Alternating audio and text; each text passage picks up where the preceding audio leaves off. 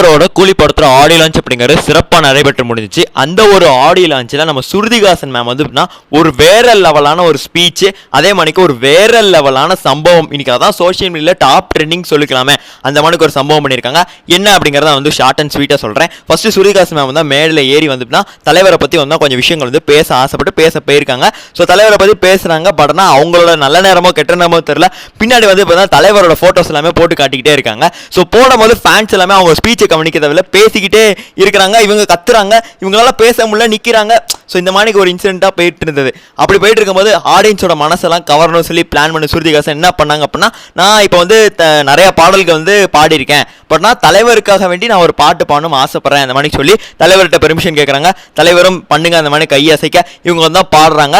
என்ன பாட்டு பாடினாங்க அப்படின்னா, சூப்பர் ஸ்டாரு யாருன்னு கேட்டால் சின்ன குழந்தையும் சொல்லும், அந்த ஒரு பாடல் அவங்களோட ஒரு ஸ்டைலில் வந்து பாடியிருந்தாங்க.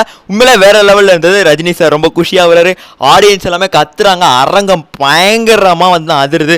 ஸோ இப்போ இதுதான் சோஷியல் மீடியா ட்ரெண்டிங்காக போயிட்டு இருக்கு. இன்ஸ்டாகிராம்ஸ்லையுமே இந்த இவங்க பாடின பாடல்கள் தான் வந்து ஃபேன்ஸ் போட்டு கொண்டாடிட்டு இருக்காங்க. நீங்கள் ஏன் யூடியூப்ல போடலான்னு கேட்காதீங்க, காப்பிரைட்ஸ் கொடுத்துருவாங்க, அதனால் போட முடியாது. பட் நீங்களும் வந்து நீங்கள் வந்து போய் சர்ச் பண்ணி பார்த்தீங்கன்னா தெரியும். நன்றி, வணக்கம்.